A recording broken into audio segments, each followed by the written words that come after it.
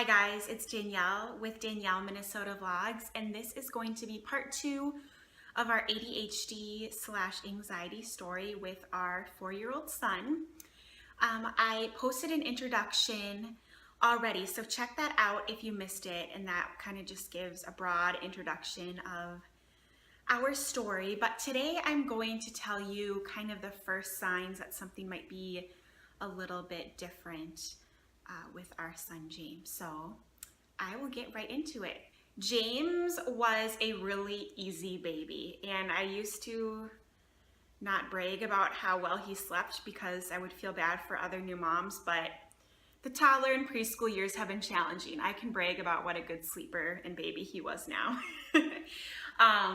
He barely ever cried. He cried when he needed to nurse, and that went really easily. And so as long as he had access to me and to food, he was just really easygoing and slept a lot. Like, you would cry if I told you if you're a new mom. So that was really nice because it wasn't the easiest transition for me. So it was nice that it went very smoothly for him to transition from my womb into this world. Developmentally, pretty average. This next story, I'm not sure if it has anything to do with ADHD or anxiety, but maybe it'll give someone some comfort. So he definitely was a little behind in speaking. He didn't really put his words together or use his voice till he was 2, after he was 2.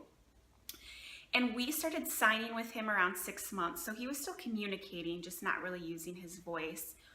And it was noticeable, but we personally weren't that concerned. We told his pediatrician, she wasn't concerned, and it ended up being fine. But I say that because he had to get his IQ tested recently as part of the diagnosis process, and his speech and vocabulary section, and I'm sure there's a fancier word for that in the IQ test, was quite above average.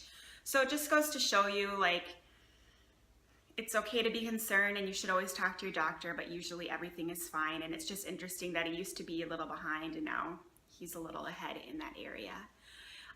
Physically, very average. He started crawling between 6 and 9 months. He took his first steps the day before his first birthday. It was so magical.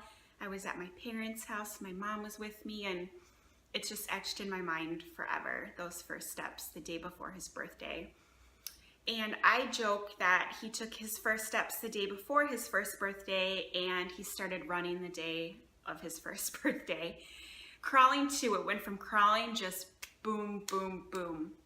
He actually won a crawling contest when he was about 8 months old, like a little race at our local marathon. It was very cute, but just busy. Busy, busy, busy, busy. Our pediatrician, I might have said this in the last video, but at his first year wellness checkup, she said, wow, I've never had such an active 1-year-old patient before. And I was like, I kind of wish you wouldn't have said that. So he was and is our only child, our first child, only child.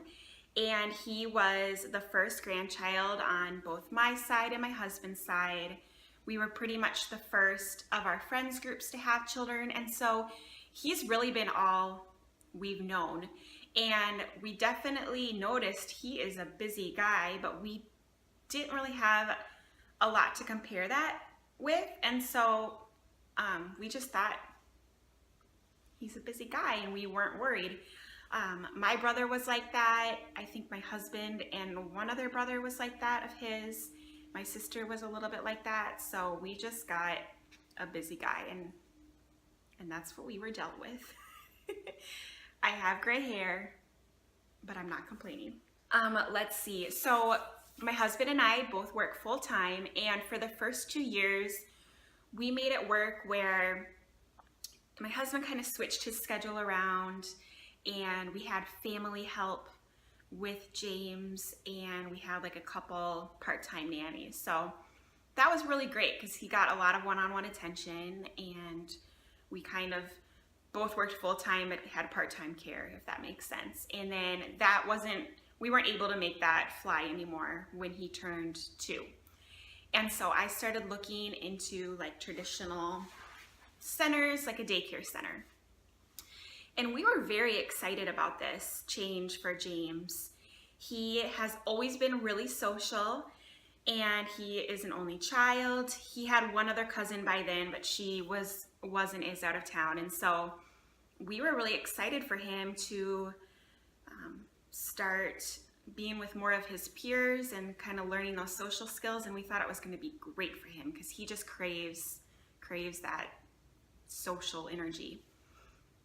So I did my research and I found a center, and it was kind of a new center. And they pretty much started complaining right away about James, like from week 2 on. And it was things like, he is so busy, he's so busy, transitions are difficult. It was, I think at that point, a little bit of hitting and like taking toys away from other children, but not a lot of physical complaints. And you know, we listened and we talked to our pediatrician, but both she and we were not concerned. He was 2, and she said that what they were saying was very, you know, age-appropriate behavior, and that as he matured, he would, you know, that behavior should diminish, you know, slowly go down as he obtained, you know, more skills, verbal and emotional skills. The other reason we didn't take it very seriously is they would complain about what I thought were ridiculous things. I remember we had had this whole conversation one day because they had been walking from the playground back to school. It had rained the day before. There were puddles everywhere. The kids were asked to not jump in puddles, and guess who jumped in a puddle? My kid. And my honest response was, sounds like he had a fun day. Kids like to jump in puddles. And if you don't want my son to jump in a puddle, then you probably shouldn't walk by a puddle, because I don't know what, he's 2. Like, I'm not mad about it. If you don't want him to jump in a puddle, then don't walk by a puddle. So we left voluntarily because we just started to get pretty uncomfortable with their complaints, and there was some other kind of fishy things going on. So we left, and it was a new center, and we were one of the only like paying customers. They had a hard time launching. And I expected him to be pretty disappointed when we left, because there had been a lot of turnaround, and I could tell he was really happy when I told him that, and that was such a weird feeling. I remember like, oh my goodness, like they want us to leave. It hurt. Yeah. That place ended up getting shut down by the state, so we're glad we left.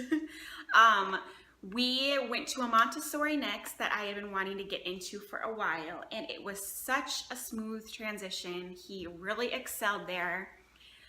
They had a lot of conferences, and they definitely said he's busy. He takes things from other kids. He damaged some materials sometimes, but they were confident that it was age appropriate and that he was just a busy guy. And so we were like, that old place was wrong. We were right. We advocated for our son. We changed. Like, we were just vindicated. And then slowly things started to go downhill. And he got a new teacher. This is when he was like 3 turning 4. So just about a year ago. And he got a new teacher, and she called us in and for a conference, like a special meeting with like the head of the school and my husband and I and she and her. And Montessori's are very big into observation. So she had this like huge manila folder of observations she had of our son that she was concerned about, and she started reading the extensive list out loud to us, and my husband and I just looked at each other and exchanged looks. And later we got in the car and we told each other that we were both thinking the exact same thing, like, oh my goodness, they called in the wrong parents. They got James mixed up with some other kid. Like, what a mistake, because the things that she was telling us were things we had never, ever experienced with James. We had never heard anyone else experience with him. And so they were things like hitting with a fist or punching, like very inappropriate things coming out of his mouth, like not cussing or anything, but just like, whoa. Unsafe behavior, like trying to run away from the playground into the street. Yeah, it was very, very shocking. And to be completely honest, and maybe some of you can relate, we were very defensive about it for a week or two. Like, this is a new teacher. Maybe they don't jive well. Maybe she's too strict. And in fact, 3 out of 4 of his teachers changed over that year. So, that's a lot of change for a little 3-4-year-old. We had just moved. That's a lot of change, like a lot. So we thought, maybe this is going to blow over in a month. He's just acting out because of all the change. And it was just weird that we had never seen that behavior. To me, and I think most kids are like this, you expect your kids to be worse, at their worst when they're with the parents. Like, I always thought at school, that's how I was. I treated my teacher much more respectfully than my parents, and it was kind of being the opposite. So it was just weird. We called all of his old babysitters, nannies, Sunday school teachers, and they all said, like, no. And so we thought, is this a bad environment for him again? Is this teacher crazy? To fast forward a little bit, just if you're wondering, I think this is more of the anxiety side of James, and he does not do well in crowded environments. It might be a sensory thing too. He just gets overwhelmed and goes into that fight or flight. And now as time's progressed, we've seen a little bit of those behaviors at home as well, but school and daycare and malls, restaurants, those continue to be very challenging for him, and especially with other groups of children. He really thrives when he has one-on-one attention from an adult. If he gets that attention, you would never know anything was different about him, I don't think. It's hard for me to say because I'm his mom, but in those group settings, he doesn't know how to deal with those intense feelings he feels. So, we humbled up and said, we trust this center a lot, this Montessori, we trust the staff. So we just started digging in, and I dug in. I can't tell you how many forms of paperwork I filled out, appointments we've been to. It's books I've read, research I've done. I'm just the type of person, like, I go all in, and I'm very thankful I'm like that. I feel like I've learned a lot and advocated for my son, but I kind of wish I would have told myself to chill out a little bit. Just personally, it was a lot for me and not really good for my mental health. And actually ADHD was kind of on the bottom of our suspect list. And so I was researching more like sensory processing disorder, autism. That's the kind of stuff that we thought it was. And by the time we realized it was ADHD, to be honest, I was just done. I was too tired. So I'm actually still, I don't know much. I think I know a lot more than the average person about ADHD, but I could tell you much more about sensory processing disorder or autism because I spent all my energy and I kind of just need to chill out. So yeah, we kind of mutually decided to leave that Montessori. We didn't get kicked out, but we definitely would have eventually. But they were very sweet. It was a very small classroom with a lot going on, and they cried with us when we decided to leave, and they felt bad, but you know, Montessori is very into adapting to the child and meeting the child's needs, but you know, they can't really change their environment, they can't change their building, and we both thought that that wasn't the right fit for James. So we left, and the other 2 places that we've been to were kind of nightmares. He's been to like 5 places in the last 2 years, which is just too much change for a little kiddo. One place kicked us out after a week, which was super frustrating because we told them, we were very open, we told them everything.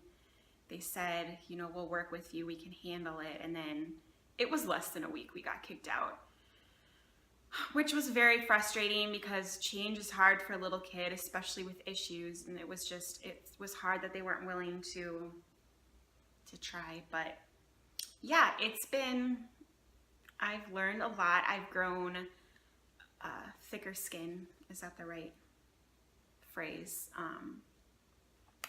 You know, I had a meeting with someone from the county yesterday because we're going to get some services, so like a social worker, and she was going through this hour-long survey asking about James's behavior. And for sure, a year ago, I would have just broken down and cried. Like, yes, he hits other kids. Yes, he has tantrums. And now I'm just like, yep, he does that. He does that every day. Yep. I'm just much more rational about it. Like, it's okay. He is different than the average kid, and it's okay, and we're figuring it out. Yeah. So I think I'll stop there, but it was just, you know, lots of busyness and just kind of hot or cold. Like, he would be playing at school or learning or doing something, and then there'd be like a loud noise or a change, a transition, and he just boom, boom, boom. Another weird thing that they said is during nap time, he would run away, and he would like run on children's little bodies as they were sleeping and like run over them. And like, that's just bizarre behavior. Just, he was in fight or flight. And they did realize, which I appreciated, like, he wasn't trying to run over the kids. They could tell it wasn't like an intentional, like, I'm being naughty or I'm trying to hurt these other children. It was like he needed to get out of there, like, and those kids were in his way, kind of a thing. It wasn't intentional. So I think I'll end that there. Leave a comment about your experiences, or if you have any questions. Thanks to all who reached out last time, and I'd love to stay in touch with the few of you that kind of said you are in a similar boat as we. Yeah, and I will hopefully continue with this story with you guys, and I hope you all have a great day. If you're new to my channel, welcome. Please check out my other videos and subscribe if you like what you see, and I hope to see you next time. Bye, guys.